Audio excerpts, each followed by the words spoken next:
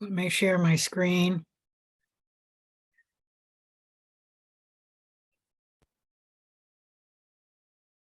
All right, this was the last slide we talked about. Let me get that out of the way. Sorry.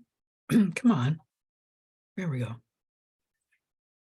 So we talked about in bacteriophages that viruses can multiply by either the lytic life cycle or the lysogenic life cycle. These are two life cycles that bacteriophages have. We'll talk about animal viruses later, and they have different life cycles, but they do, one of their life cycles is the lytic life cycle. To make a new bacteriophage, what do we need? What components need to be made to make a new bacterial virus? Anyone answer? Not hearing any comments, so let's just say that at the minimum, you have to reproduce the viral genome. And if that viral genome is double-strand DNA, it'll replicate, making new viral double-strand DNA genome. And then that has to be transcribed into messenger RNA, that's viral messenger RNA, which will be translated into viral proteins. And that'll mainly be the proteins of the capsid coat. And then these get together with meaning the capsid proteins get together with the viral DNA to make the new progeny virions. Any question about any of that? All right, I'm not hearing anything. This is interesting. That must have been an earlier to here, but why would I stick it there, not there? I don't know. Anyways, let's talk a little bit more about the lytic life cycle. I'm going to show you the movie on the virus life cycle, if I can get it to play. Yep, it doesn't look. First, the phage particles stick to the... Let me see if I can get another.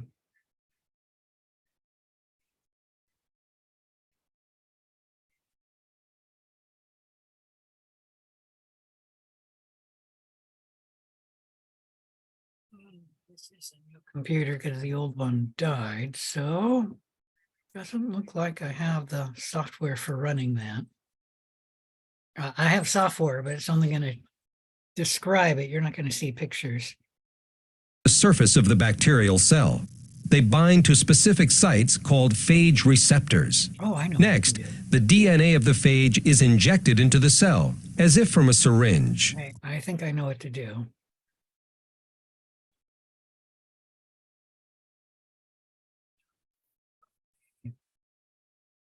The one that won't run.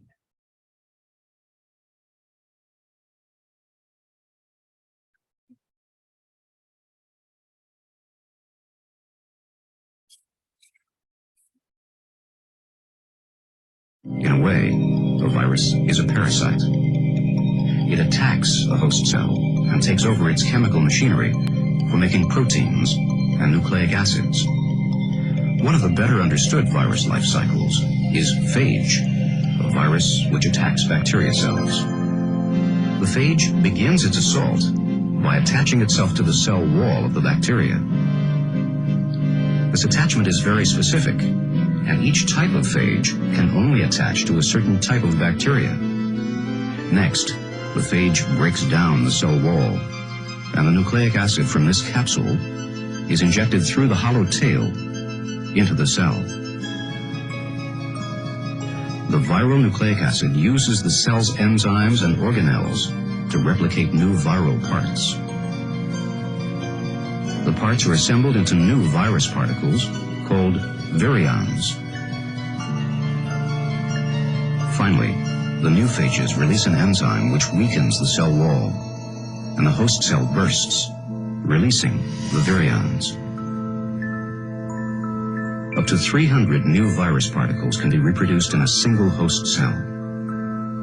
This process of viral multiplication is called the lytic cycle.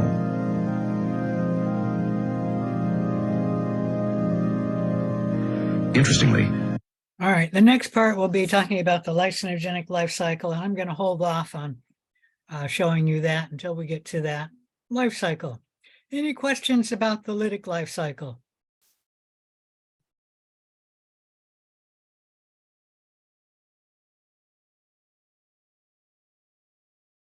So the lytic life cycle goes through 5 stages. First, there's attachment, where the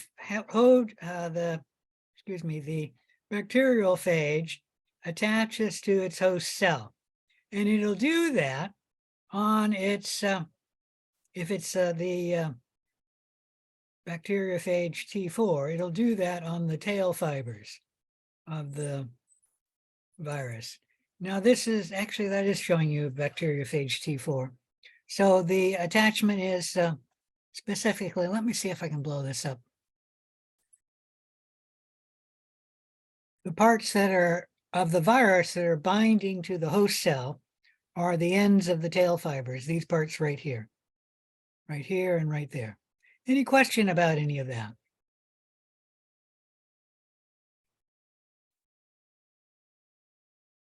After attachment, there's penetration, where the phage lysozyme opens up the cell wall and the tail sheath contracts, much like a syringe, to force the tail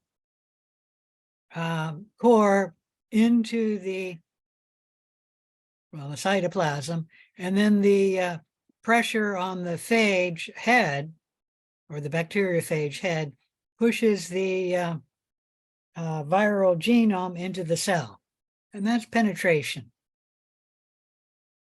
which I'll show you a picture of that in just a minute. Then there's biosynthesis, and this is production of the phage, bacteriophage DNA, and the bacteriophage proteins. And then there's maturation, assemblage of the phage particles into a active bacteriophage, or a new virion. And then finally, there's release, where the phage lysozyme is secreted by the genome of the phage, and that will digest the bacterial cell wall, and then the host cell will burst, and that will release the new viruses, the replicated viruses. So let's go through that in a little more detail. Like I said, the virus has to bind to the host cell, and that'll be very specific.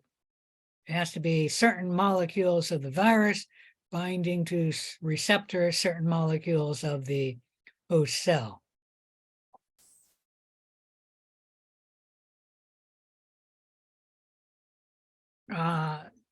Then comes penetration, where the phage actually contracts, and there you're seeing it here, where the sheath will contract, and that very much acts like a needle and a syringe when you're pushing in the needle, and that will force the nucleic acid in the head into the cytoplasm.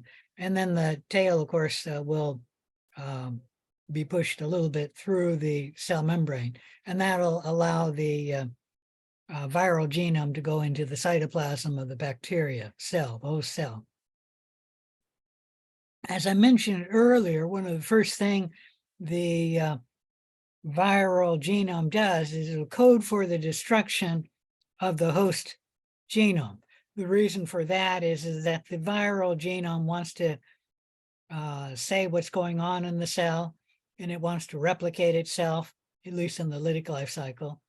And an easy way to grab control of the cell is to actually digest the host cell's chromosome. And then your genome is calling all the shots in the cell. And then what comes next is biosynthesis, where the genome is copied. So if it's DNA, double-stranded DNA, we'll go through DNA replication, and then that'll make new viral DNA. We're not going to talk about it now, but if it's not a double-strand DNA, we will replicate the viral genome in another manner. And if it's like double-stranded RNA, it'll separate the two strands of RNA and then use each as a template to make another RNA strand. Anyways, the point is that the viral genome is replicated. The viral genome is also transcribed, and we will make viral messenger RNA, and then that will be read by the ribosomes, which are the host cell's ribosomes, and the host cell's tRNA. And we will use that to translate the viral proteins. The most important ones are the virus proteins that make the capsid, the head and the tail of the virus.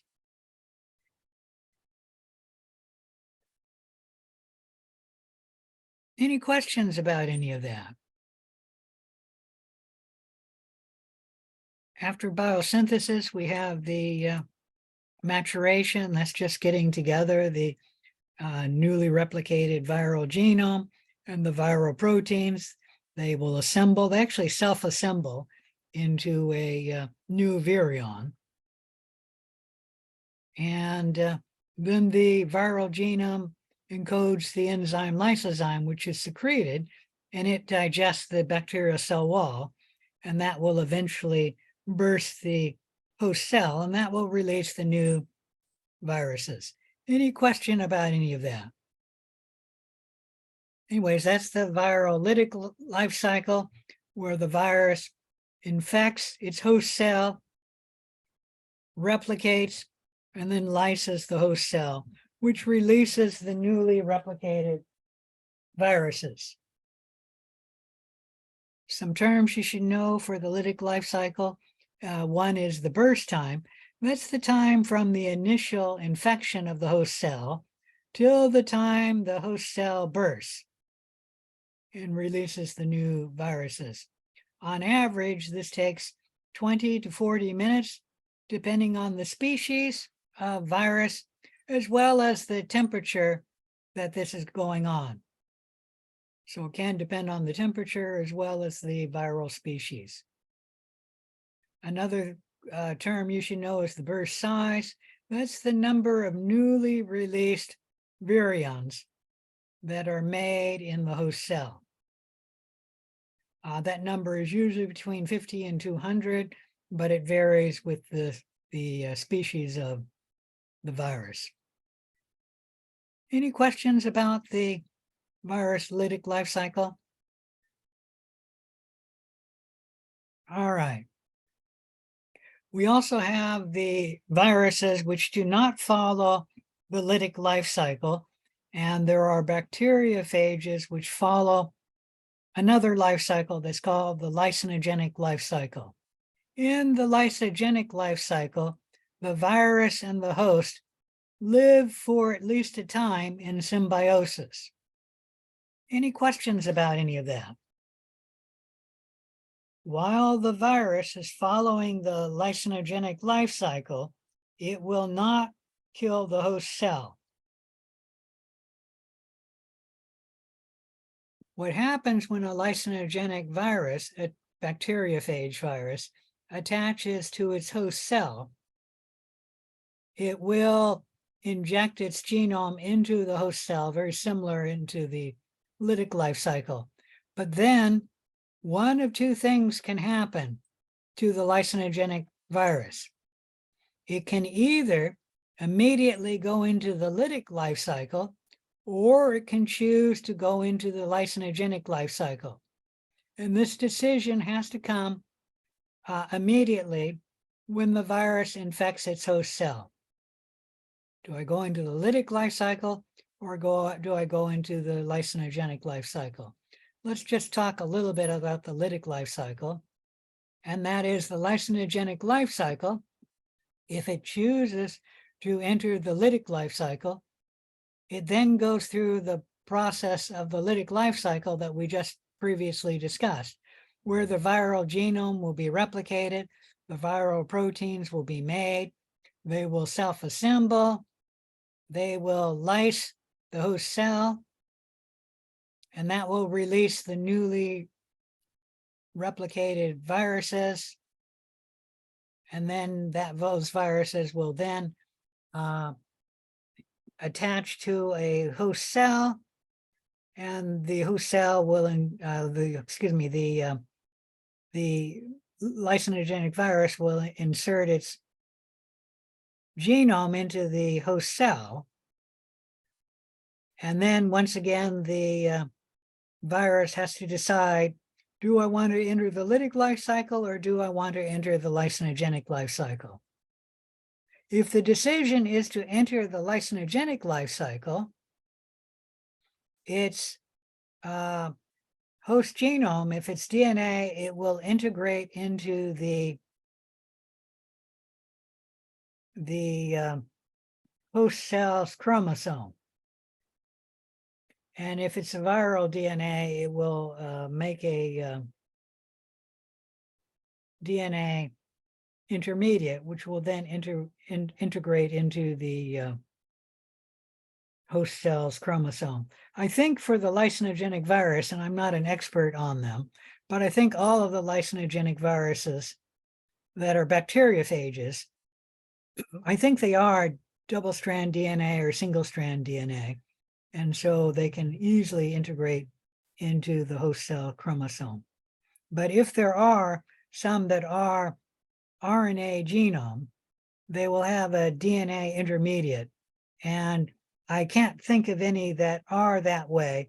And I don't think there are any licensogenic viruses that do have an RNA genome, but it's possible. Okay, any question about any of that? All right, the bacterial host cell is termed a licensogenic cell, and it remains alive as long as the virus stays in lysogeny. So as long as the virus is in the licensogenic life cycle, the two will live together in symbiosis. What happens in the lysogenic life cycle is the viral genome will integrate into the host cell's chromosome, and that we call a prophage. The prophage is the viral DNA, which is inside the host chromosomal DNA. Now, whenever the host cell replicates its DNA, the virus will replicate, and then the cell will divide, and each of the daughter cells will get the one replicated chromosome, and each of them will get a copy of the prophage. And this can go on for many cell divisions.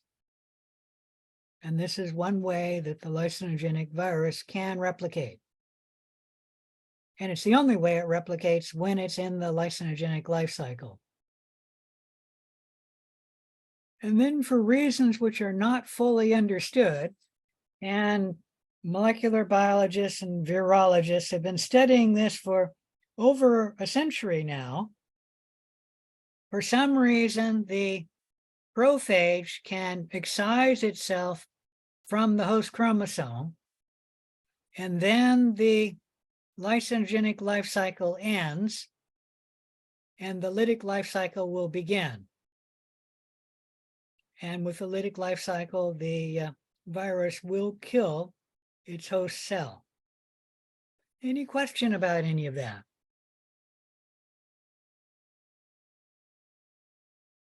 All right. As I said, it isn't clear why the virus will leave the licensogenic life cycle and enter the lytic life cycle. There is one thing that can make this change, and I don't know if it always makes the change, but if you damage the host chromosome's DNA, like with mutation or radiation, something like that, you can encourage the licensogenic virus to leave the licensogenic life cycle and enter the lytic life cycle. It's like the virus knows that the host chromosome is damaged, and it realizes that the host cell may die, and so it enters the lytic life cycle. Any questions about any of that?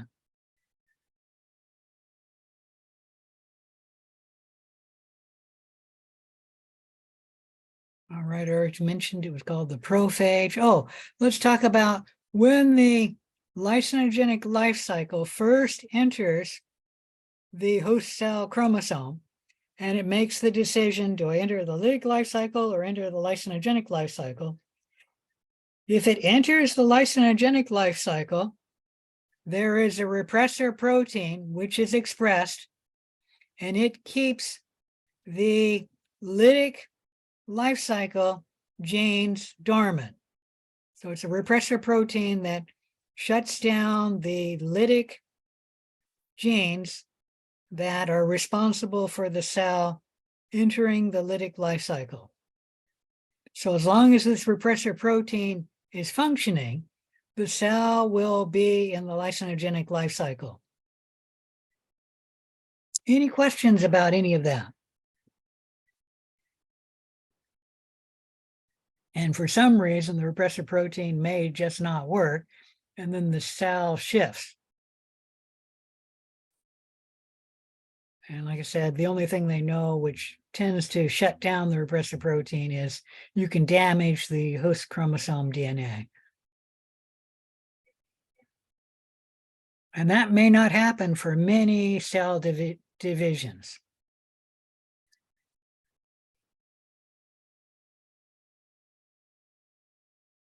All right, let's move on. There are some consequences of lysogeny. First, a lysogenic cell, meaning a lysogenic bacterial cell, will be immune to infection by the same bacteriophage. So once the cell has the lysogenic virus in it, no more of that species of virus will infect the host cell. There's phage conversion that may occur in the lysogenic cell. What happens is we have the host cell's DNA, and then the lysogenic virus inserts its DNA into the cell, and that DNA becomes a prophage. That DNA of the virus can be expressed in this cell. And that can convert this cell to having new phenotypes. When the virus genome is expressed, because it now has new genes, the viral genes. The most famous conversion of a cell is the bacterium Corynebacterium diphtherium. The bacteria Corynebacterium diphtherium does not produce the toxin, the diphtheria toxin, unless the bacteria is infected with a lysogenic virus, meaning the Corynebacterium diphtherium toxin is actually on the gene of a lysogenic virus. And so that cell will only make that toxin when the cell is actually infected by a lysogenic virus. Any question about any of that?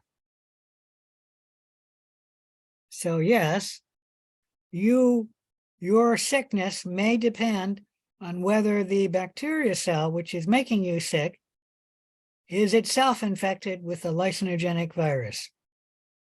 Any question about any of that? And the term for that is phage conversion, where the bacteriophage converts the phenotype of this cell. All right. That's enough about bacteriophages. Let's talk a little bit about the multiplication of animal viruses. These are viruses that infect animal cells, and they do not infect other cells. So the bacteriophages only infect bacteria cells. They do not infect human or animal cells. And the same with animal viruses. They do not infect bacteria cells or plant cells or any other cells. They only infect animal cells. Any question about any of that?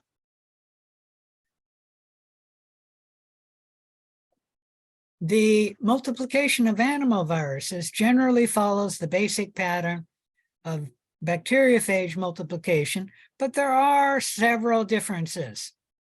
For example, attachment and penetration of the animal cell is different than the bacteria cell, because bacteria cells typically have a cell wall, which makes it difficult to attach and then penetrate that cell. Whereas animal cells are very easy to attach and penetrate because all they have is a cell membrane. Okay, so the animal viruses will attach to the cell membrane. And once again, there are specific molecules on the virus which will bind to specific molecules on the host cell before the attachment of the two can occur.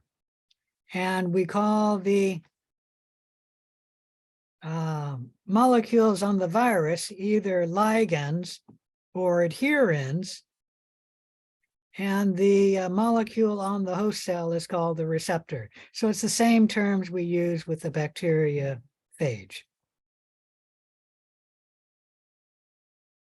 The penetration of the virus into the animal cell is different from the penetration of a bacteriophage, where the virus actually contracts and then injects the nuclear genome, the viral genome into the host cell. That doesn't happen with animal viruses. They either enter the cell by endocytosis or by membrane fusion. We'll talk a little bit more about that. The virus would then be uncoated either by viral or host enzymes, and then biosynthesis will occur, and it's pretty much the same as the bacteriophage. The viral genome has to be replicated, the viral proteins have to be translated, and then they will assemble. Maturation is very similar, but there is one difference of the biosynthesis and maturation we will talk about, and that is animal cells can multiply in the cytoplasm, the same place that bacteriophages multiply. But in bacteria, there is no other place for the virus to multiply. In animal cells, there is, and there are some animal viruses which multiply not in the cytoplasm, but in the nucleoplasm. Any question about any of that? And then the release of the cells can be the same, or the release can be different, and it can be by budding. And we'll talk more about budding when we're talking about the specifics of an animal virus. Any question about any of that? All right. So the basic pattern of viral multiplication happens with animal viruses, but there are several differences. The main difference that I want you to know is an animal cell can replicate, an animal virus can replicate in the cytoplasm, or it can replicate in the nucleoplasm. Okay, that's the main difference.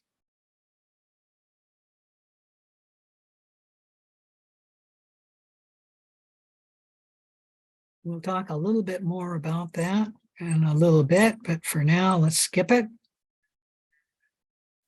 Animal virus attachment happens to the cell membrane, and then penetration happens either by endocytosis or by fusion of the membrane.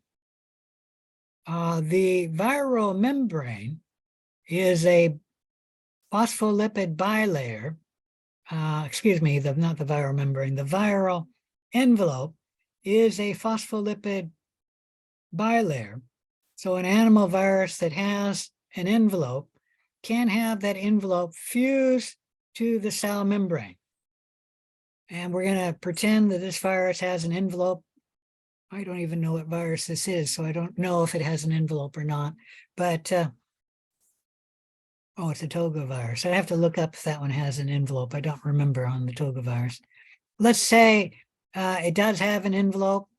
I'm not sure that this one does, but let's just assume it does. What happens is the envelope will actually fuse to the cell membrane. Let me see if I can blow that up. Not blow it up, but draw a picture there. I don't see paint there.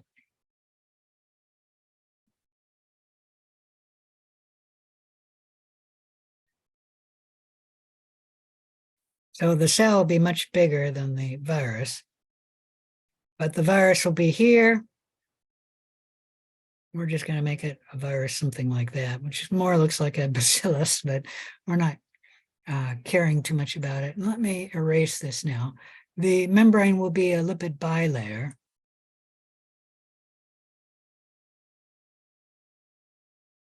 And let's make a lipid bilayer here. And what will happen is they'll fuse.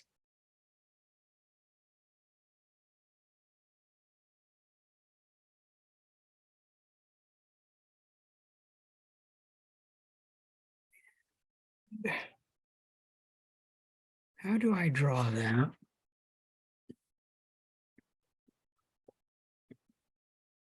I don't know how you draw that. How do you draw that? Maybe one of you can tell me. I got that one actually done, the outer one, but we have an inner one and it's got a fuse here. Oh, here we go. I think I got it. Kind of.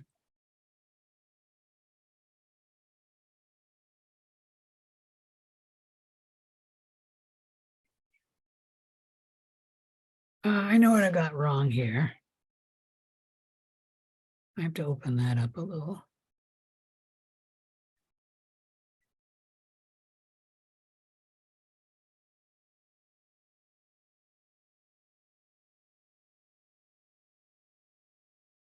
You can sort of see it here. So that the cell membrane now runs this way and then around that way. And this one runs that way and now that way. So the point is that when they fuse, the virus becomes part of the cytoplasm and part of the membrane as well, but only the envelope becomes part of the membrane. Any question about any of that? All right, my brilliant drawing explained that well to you because there's no questions.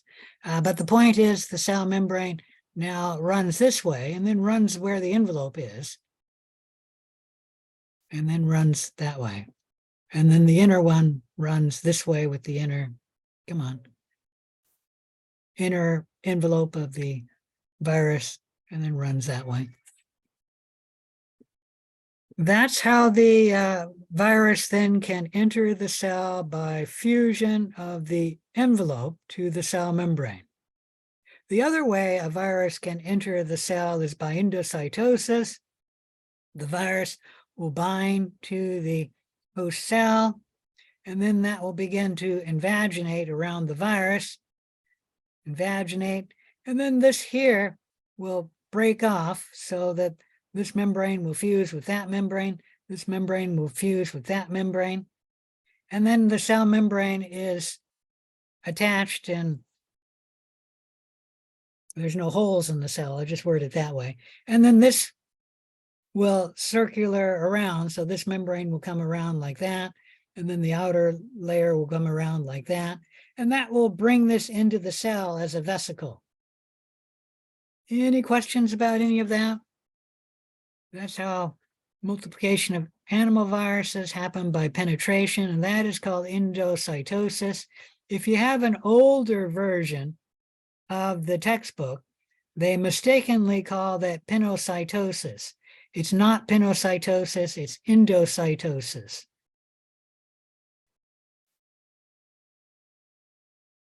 And that sort of shows it happening here.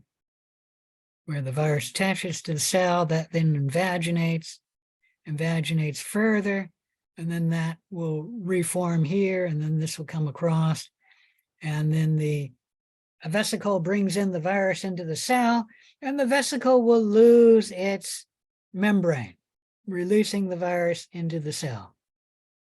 Any question about any of that?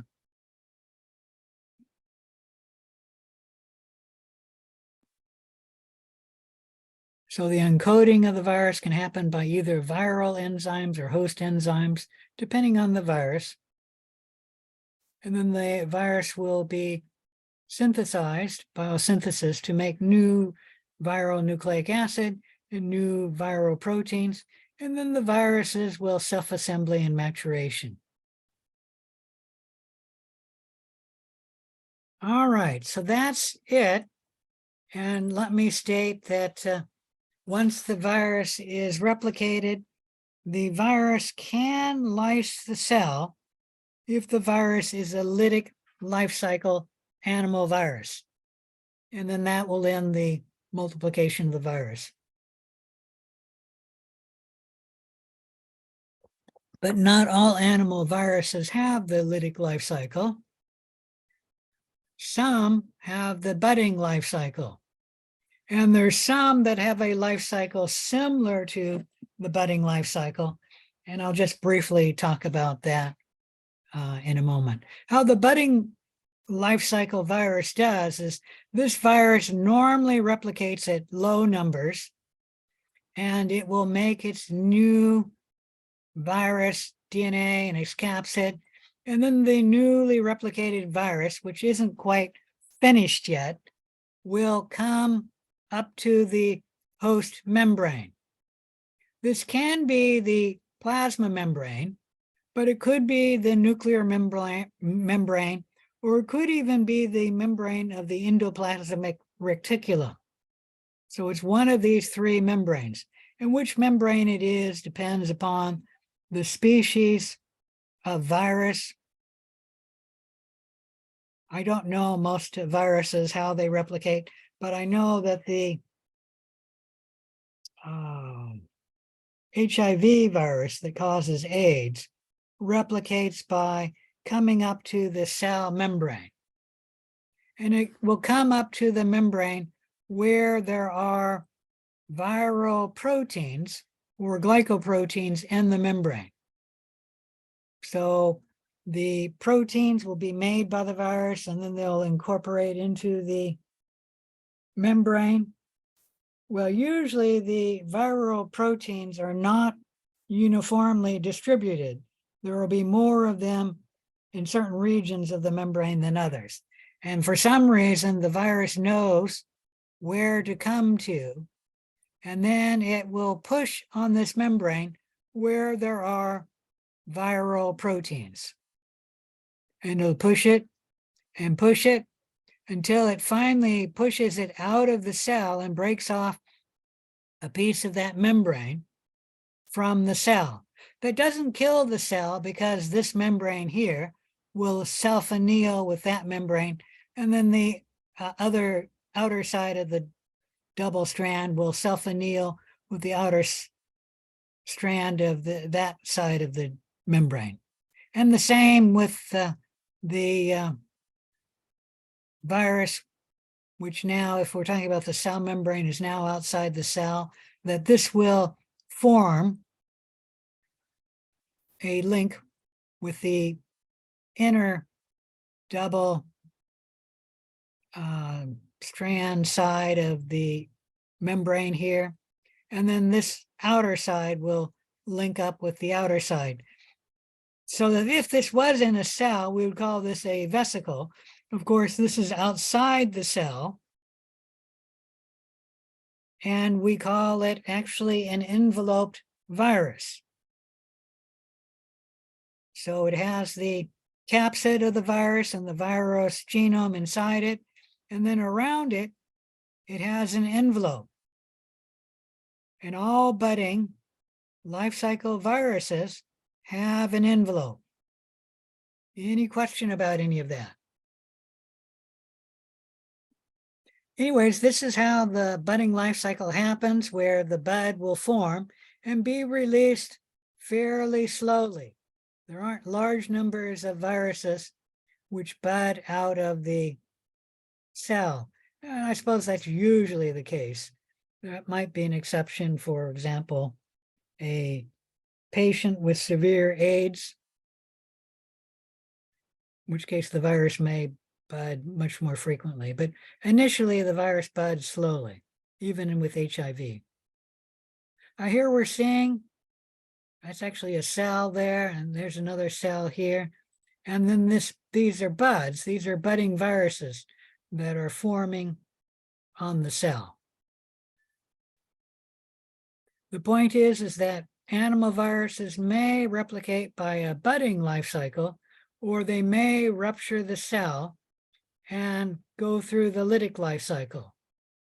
All of the viruses that follow the lytic life cycle are non-enveloped viruses that we already mentioned are called naked viruses. Whereas all of the viruses that enter the budding life cycle have an envelope. And you should realize where that envelope came from. It's actually a membrane of its host cell. And that's why this envelope is very similar. Double strand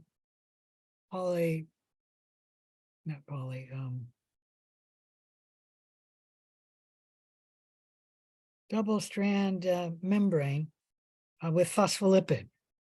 And it gets most of that from a membrane of the cell. Once again, that membrane could be the cell membrane, which HIV it is, but it could be the nuclear membrane, and it can be the membrane of the endoplasmic reticulum. Any question about any of that? All right, let me see.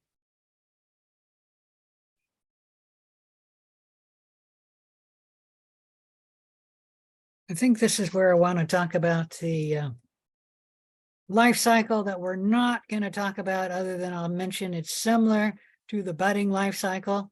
It's actually a naked virus, and it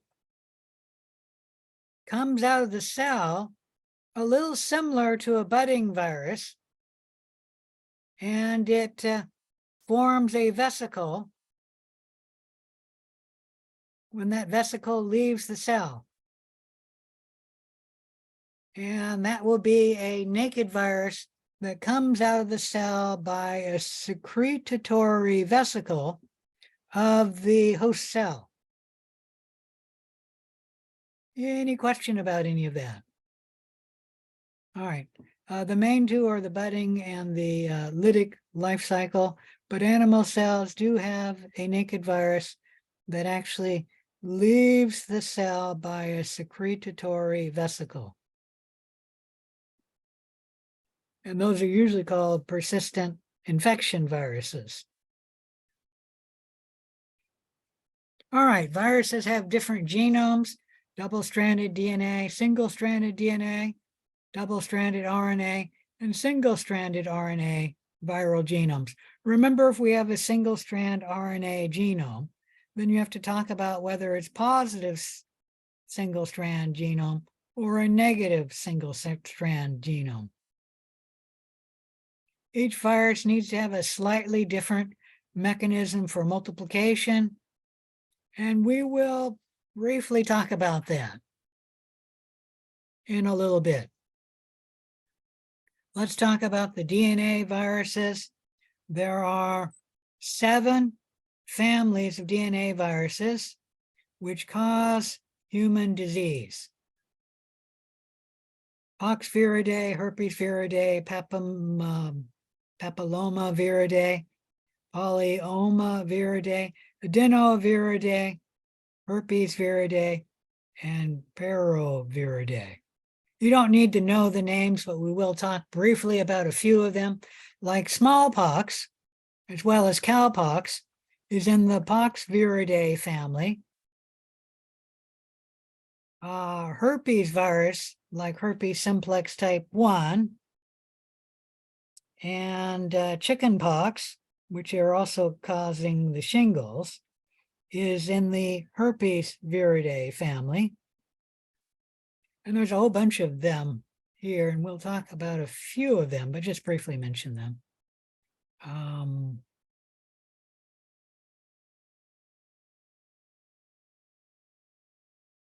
Epstein-Barr virus, cytomegalovirus, roseola virus, which if you have children, you know what roseola is. It's something that almost all children get at a very young age, like 9 months or younger. Most of them, I think, get it at 3 to 6 months. Roseola.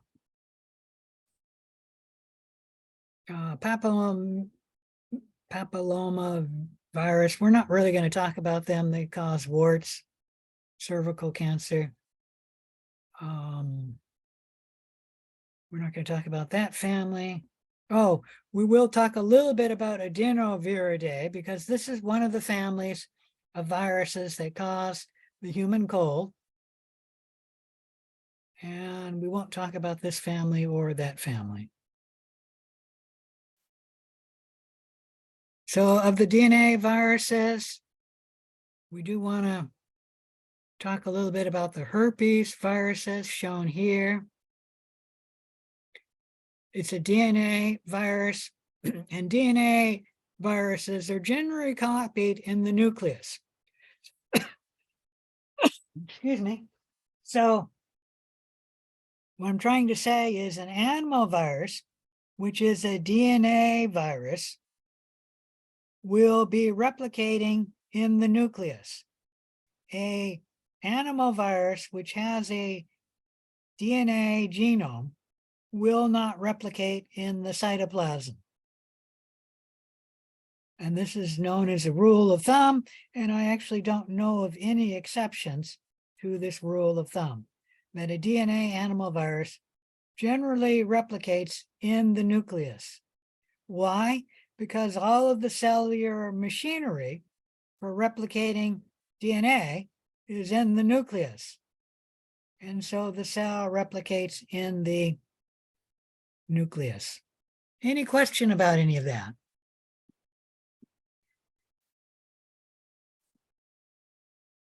Let me shrink this down a little. So of a DNA virus, once the viral DNA enters its host cell, one of two things can happen. The DNA can enter a provirus, what is called a provirus, where the DNA of the virus will actually integrate into the host cell's DNA. Now, whenever the host cell replicates its DNA, it will also replicate the viral DNA. What's a little different with the animal virus that becomes the provirus, meaning it binds to the host chromosome and it integrates into it, is that viral DNA will permanently be a member of that cell's host DNA, meaning it'll always have that viral DNA in its cell for as long as that cell is alive. The provirus can replicate and make new viruses, and we'll talk a little bit more about that in a little bit. The other thing that can happen is the viral DNA will be expressed, copying new viral genomes. The viral DNA will be transcribed and then translated into new viral proteins, and they will assemble new virions.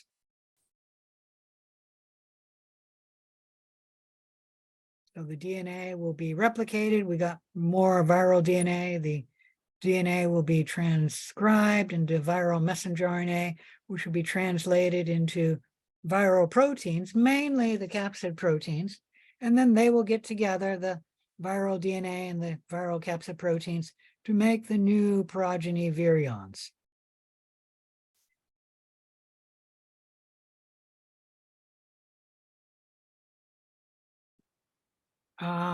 If the virus is a DNA virus and it follows the lytic life cycle, it will go through step 2, where the virus will be expressed, the viral DNA, and then the virus will enter the lytic life cycle, producing new virions. Let's talk about the multiplication of DNA viruses in a little more detail, going through each step. First, the virus has to bind to the host cell membrane, and it'll be specific binding where there are specific molecules on the virus, animal virus, they'll bind to specific molecules on the host cell, and these we call receptors on the host cell. The virus will then enter into the cell. The virus will be separated, so the viral DNA will be released from the virus. The viral DNA will make viral messenger RNA. Viral messenger RNA will be translated into viral proteins. The viral DNA, shown here, well, no, shown here, I guess, will be replicated as well. The viral messenger RNA will be translated into capsid proteins. The capsid proteins will get together with the replicated viral DNA to make new animal viruses. And then the animal viruses will be released from the cell. If it's a lytic animal virus, it will lyse the cell, and that will release the newly replicated lytic viruses. But if the virus follows the budding life cycle, it will bud out of the membrane of the host cell.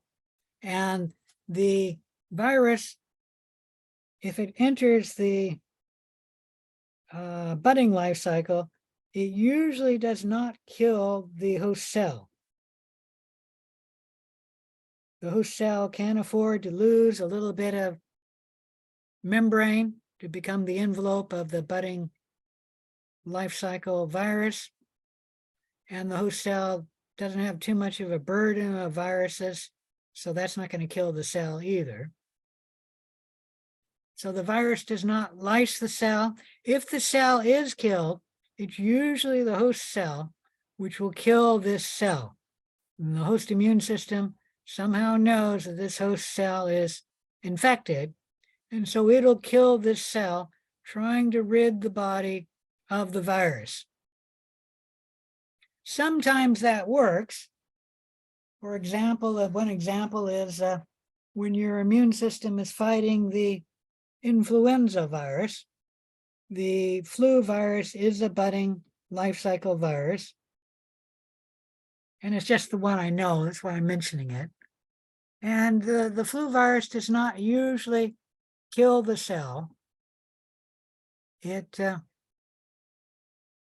allows the host immune system to recognize that that cell is infected with the virus and mount an immune response against the cell, killing it. And one way that the host cell knows whether the cell is infected or not is if the cell has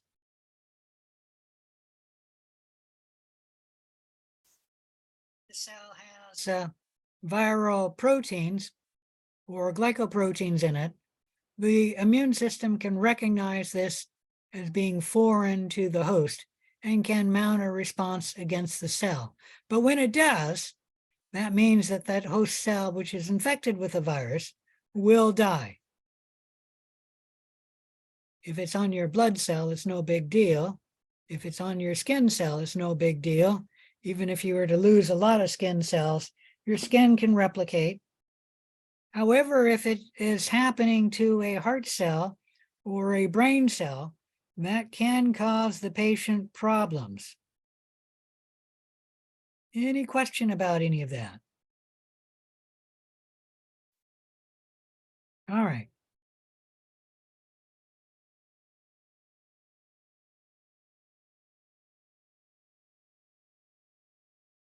I think I talked about all of that, and that's it.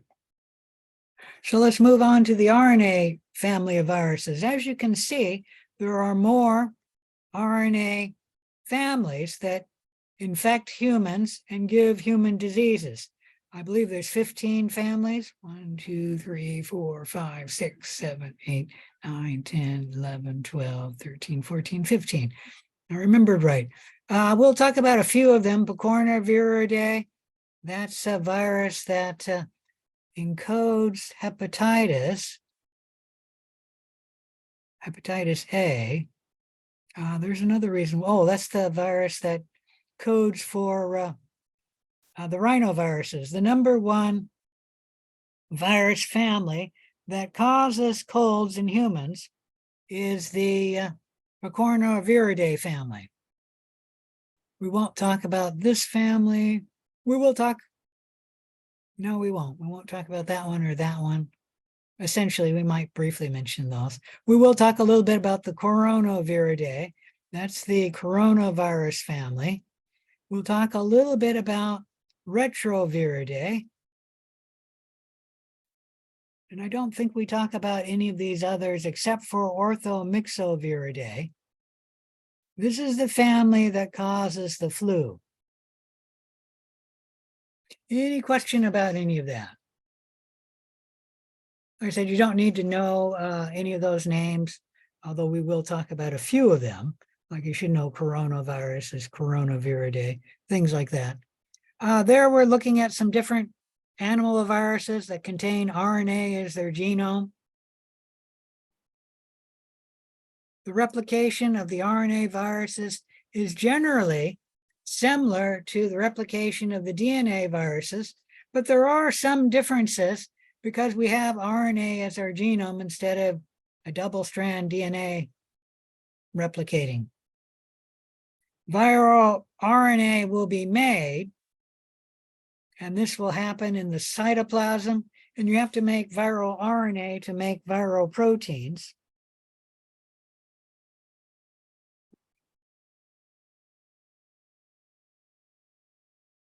There are two examples, and that is we can have a RNA virus, which is single strand, and it'll be positive strand.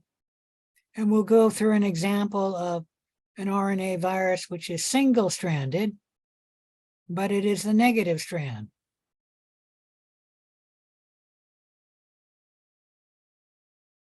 So in DNA, you simply separate two strands of DNA and then replicate one using one strand as a template to make a new strand. And then for DNA, you just transcribe that DNA to make viral messenger RNA. And then you translate that viral messenger RNA to get the viral proteins. If our genome is RNA, we don't have that easy replication and translation of the protein. If the RNA is positive strand RNA, so single strand RNA virus, but positive strand, to replicate this strand, we actually make a template of the negative strand. So to replicate the positive strand, you make a negative strand, and then you use the negative strand and read it to get the positive strand replicated. Is that clear? Anyone have a question about that? All right. The positive strand, single strand RNA can be read as viral messenger RNA. And then that viral messenger RNA will be translated into the viral proteins. And that's very similar to DNA. It's just that we're using the positive strand as viral messenger RNA. And the positive strand is in a sense used two ways. It'll be the viral genome, and it can also be the viral messenger RNA. Any question about any of that? All right, if your genome is a negative strand RNA virus that is single-stranded, to replicate the negative strand of RNA, we first make a template that is a positive strand RNA, single strand, and then we use that positive single strand RNA molecule to make more of our viral genome. So more of the negative strand, single strand RNA. Any questions about any of that? The negative strand RNA cannot be used to translate protein. And so the negative strand RNA virus has to make positive strand RNA virus not only to replicate, but also to transcribe and make messenger RNA, and then change the messenger RNA into viral protein. Any question about any of that? And yes, when this negative strand replicates itself, it'll make a positive strand and then use that to make the negative strand. That same positive strand may act as viral messenger RNA for protein translation.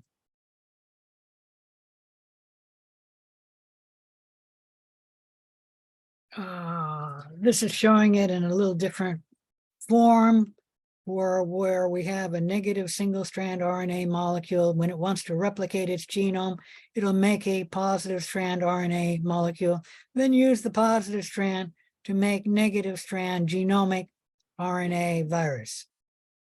And then that positive RNA strand can be translated to make the capsid proteins. The capsid proteins will get together with the replicated negative single strand RNA of the virus to make the new progeny virions. For the animal virus, which is a single strand, positive strand RNA virus, we will make a negative strand to use it as a template for replicating the positive strand RNA virus. And then that positive strand RNA virus can be used by the ribosomes to make the capsid proteins. And then the capsid proteins will get together with the newly replicated positive strand, single strand RNA to make the new progeny virions. Any questions about any of that? All right, here's a question for you.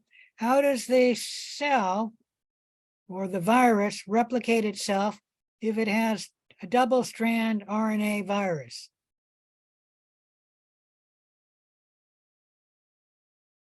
So a double strand RNA virus, how does it replicate? It's not DNA, so it's not going to do it the way DNA virus replicates.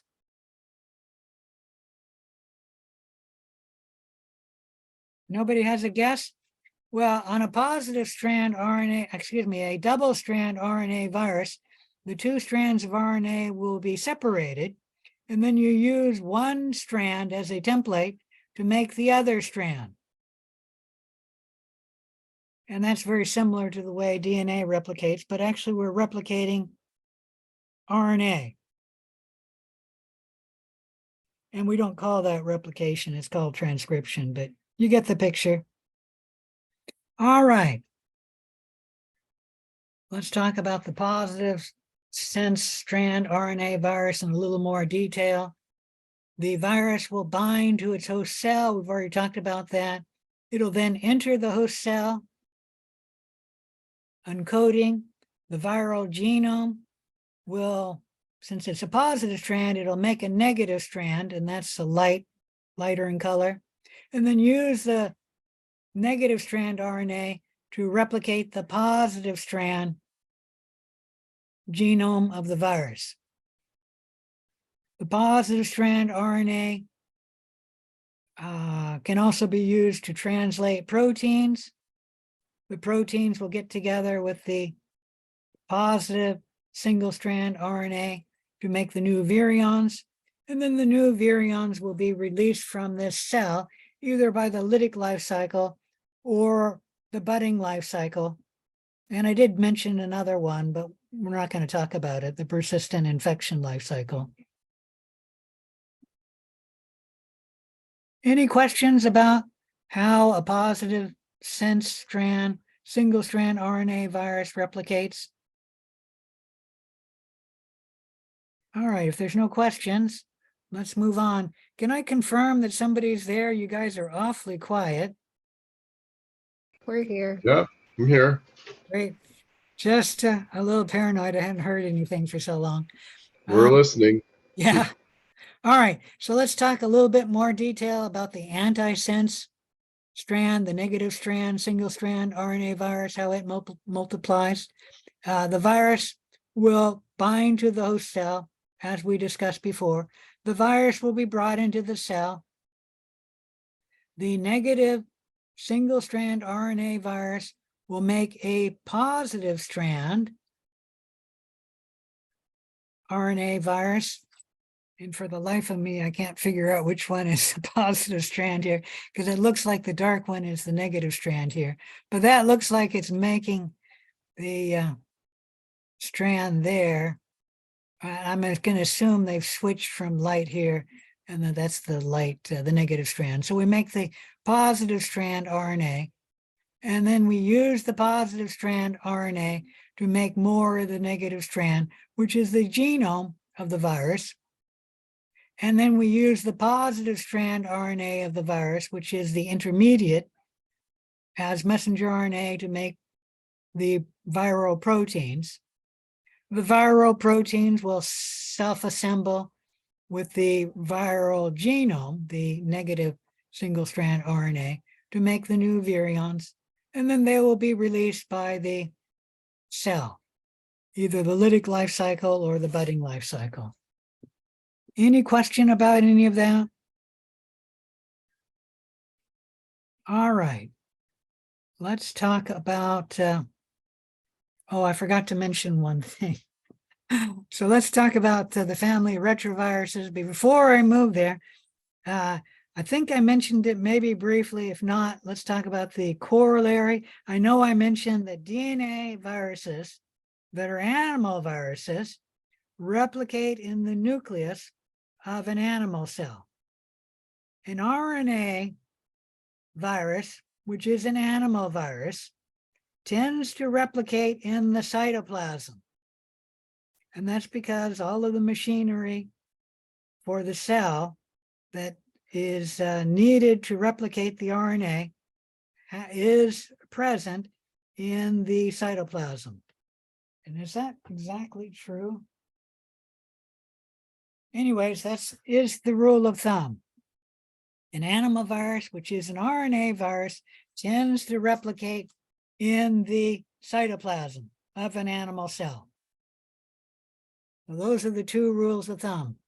Now, with the RNA viruses replicating in the cytoplasm, there is one exception, and that is retroviruses. They are an animal virus having an RNA genome, but they do not replicate in the cytoplasm. They replicate in the nucleus. And we're going to talk a little bit about retroviruses, and you will learn why the retroviruses are an exception to that rule of thumb. First, the retroviruses, family Retroviridae, includes the lentiviruses, which includes HIV-1 and HIV-2, two viruses which cause human AIDS. And it also includes feline leukemia virus, which causes feline kitty leukemia, which tends to make the cat sick and then kill the cat, giving the cat symptoms very similar to an AIDS patient. So you could call it kitty AIDS, but in reality, it's the leukemia that destroys the host immune system. And then the cat usually dies from the lack of an immune system, but the leukemia will eventually kill the cat if the immune system failure does not. Any question about any of that? Retroviruses are unique, not only because they replicate in the nucleus and they're an RNA virus, but because they have the gene for the enzyme reverse transcriptase. Reverse transcriptase is an RNA-dependent DNA polymerase. And what that means is this enzyme, reverse transcriptase, can make DNA from an RNA template. Let me go back to Paint. So we have a strand, and it's actually a positive strand. Oh, let's see if I can do that. Positive strand, single strand, RNA virus. And the RNA will be made. How do I do that here? We're just going to go an arrow. Oh, here we go. Sorry, let me back up.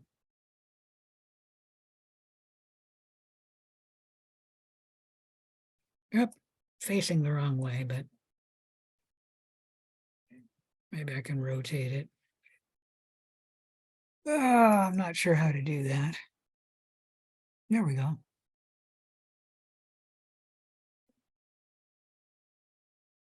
There we go. So this is reverse transcriptase right here. I'm just going to, oops, wrong one. I'm just going to go RT for reverse transcriptase. That enzyme can take that. And first it makes single strand DNA. Where's my brush?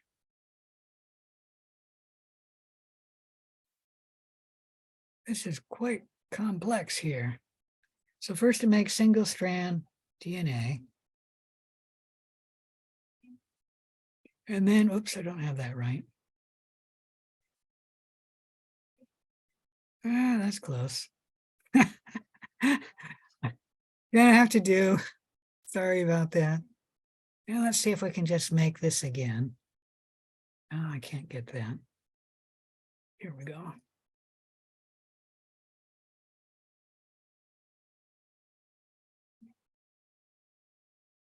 Copy, paste, bring that over here.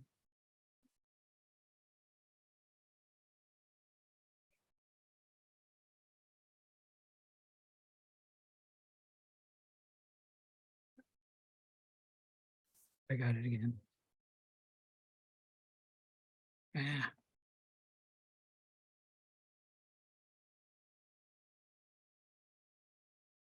I don't know if I can put it here. Nope.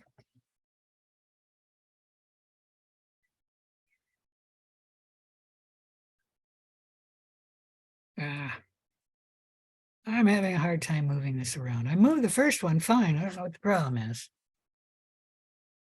Let's see if this will work.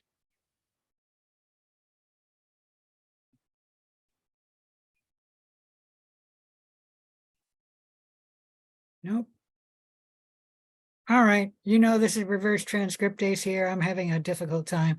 And then it makes 2 strands of DNA from 1 strand, a single strand.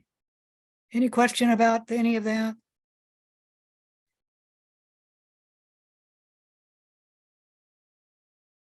Come on.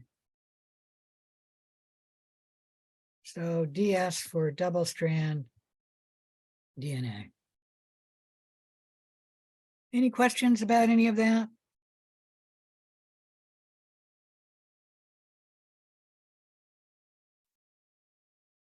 All right, I think that's it. I'll leave it in case I want to come back to that, but that's the way reverse transcriptase works. And reverse transcriptase actually gives the family retrovirus its name. You take the RE from reverse and the TR from transcriptase, and then you put them together, and then you put the O on the end, you got retro, and then the virus. Any question about any of that?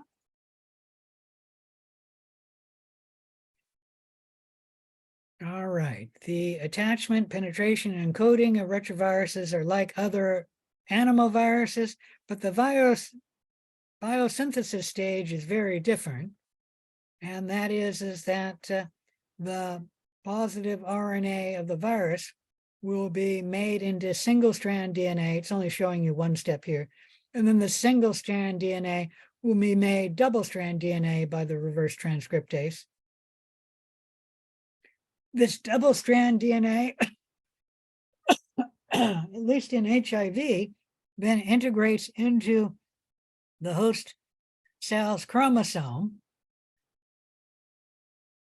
And then that double-strand DNA can be transcribed to make more genome RNA, positive strand, single strand RNA, as well as that makes more viral messenger RNA.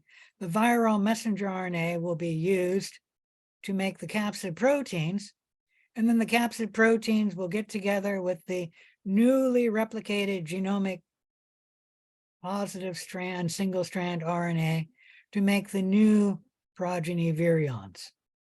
With the retroviruses, they will then come up to the cell membrane, at least HIV, and then bud out of the cells, and they are a budding virus. So retroviruses are follow the budding life cycle. Any question about any of that? So going into that in a little more detail, I'm about to run out of time here. The retroviruses will bind to the cell, come into the cell, be what you call that, the virus parts will come disassemble and be free from the envelope of the virus, for example, and the protein code of the virus. The viral RNA will be made into viral DNA, and that will eventually be made into double-strand DNA. The double-strand DNA enters into the host chromosome. We don't call that a prophage because this is not a bacteriophage. It's an animal virus. So we call it a provirus when the virus, animal virus, enters into the host cell's chromosome. That provirus can make more viral RNA, and that'll be the positive strand. That is the viral genome. And then the positive RNA can be translated into viral proteins. The viral proteins get together with the viral genome to make the new virion. And then that new virion will bud out of the cell. Usually, when the virus is replicating, it happens at low numbers, and it is not a problem for this cell. This cell will survive the budding virus.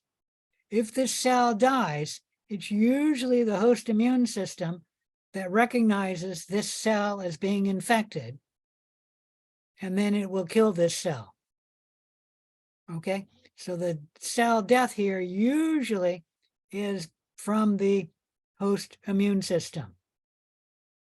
Any question about any of that? All right, that's it for the retroviruses, and they're very different because they replicate in the nucleus of the cell, but they have a unique intermediate in the replication, and that's a DNA molecule. And that DNA molecule actually integrates into our host cell's chromosome. All right, the next slide I want to talk about is the coronaviruses. They're an important family of viruses because of the COVID-19 disease. Coronaviruses were actually well known to virologists long before COVID-19 ever appeared. And that's because the coronaviruses are the second most common cause of human colds. So there are three families of viruses that cause the human cold, the number one being the picornaviruses, the number two being coronaviruses, and then number three being adenoviruses. Coronaviruses are also known because they cause SARS and MERS. SARS and MERS are viruses like COVID-19. They cause severe acute respiratory syndrome, and that's actually the name of SARS. And then MERS is even worse. It's called Middle East Respiratory Syndrome. MERS has the highest mortality rate. About 36% of people who become infected with MERS die. However, MERS does not spread from patient to patient. People who get MERS spend close time with camels, which are not an animal that many people in the United States are exposed to.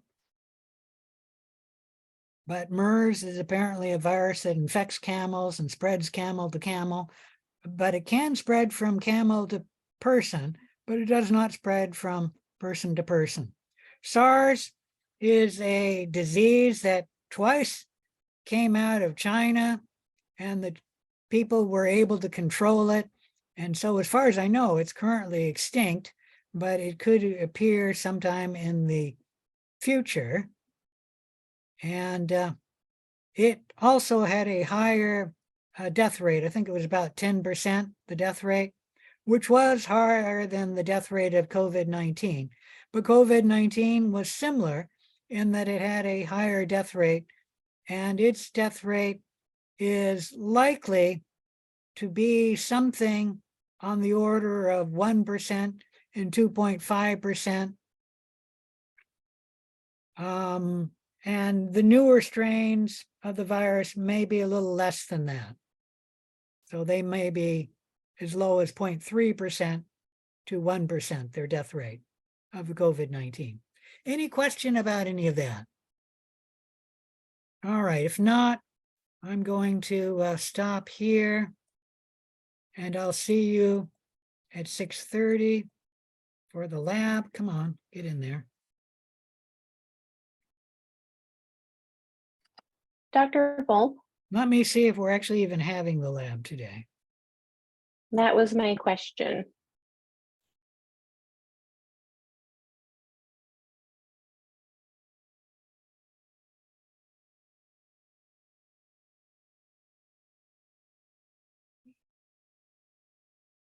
Today, I'll only be in the lab for about 15 minutes to answer any questions.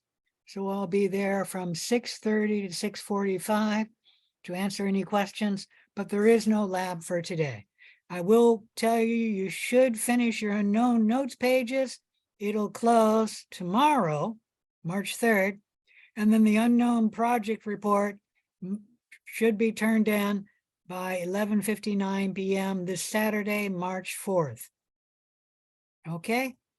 Any questions about any of that? No questions about that. Just, are we not having any labs next week? And what is the lecture schedule looking like next week? Are we going to have lecture both days, Tuesday and Thursday?